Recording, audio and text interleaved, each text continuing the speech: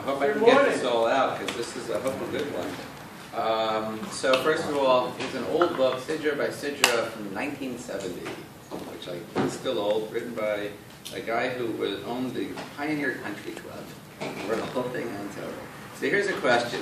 When I learn with Rabbi Ed Shalom, he often says you have to put yourself back in time when the Torah was being given and the people are experiencing it. And when you read a Parsha like Ha'Azinu, you really have to do that, because their version of an iPad was shadow puppets. And so it's like, how do you read all these things that are very poetic and make sense of it? So I read a story in this book, and it said that there was a father who had a fortune, and he wanted to leave it to one of his 3 sons, and they had to prove who was the most worthy to inherit it. So he gave them a test, and he said, here's what's going to happen.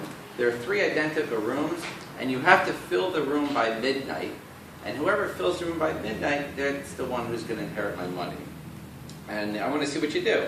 So the first son says, I'm going to do sand, and he fills it up, and he doesn't make it by midnight, and he fails. The second one says, I can use straw, it's light, I'm going to fill up the room with straw, and he also doesn't make it. And the third one's just hanging out, doesn't do anything, brings his dad into the room 5 minutes before midnight, it's pitch black, there's nothing going on, and he lights a candle, and the room immediately fills with light.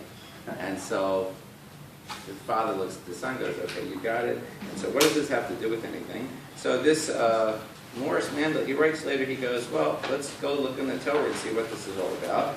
Very cool. What is the first message that Moshe gets from Hashem when he meets him?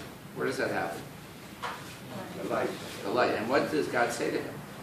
So there's a fire burning, and he says to him, he goes, I have seen the affliction of my people in Egypt. I've heard its cry by reason of its taskmasters. I know its sorrow, and I came to deliver them out. So the message of freedom was the first communication from God to man. And freedom, meaning freedom of choice in a certain sense. Not just freedom from slavery, but freedom from choice. This week we're coming into Rosh Hashanah. It's the days of judgment, where we have to account for our choices in life.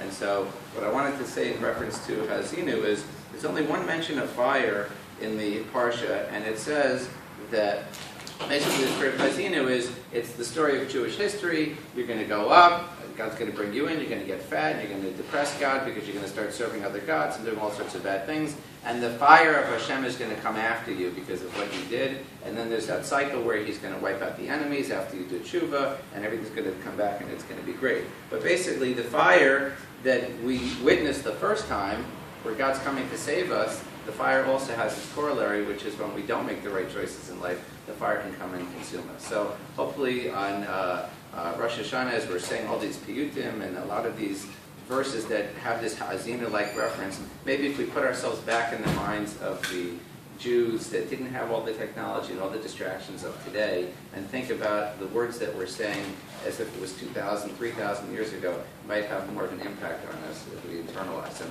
and help us make better choices. So have a good Rosh Hashanah, and Rabbi Chanai ben Kasha Omer, B'atzak Kadosh Baruch Hu, L'Zakat Yisrael, L'Ficha Tirbolem Torah Mitzvah Shemiyamar, and I have a good Rabbi Yadir.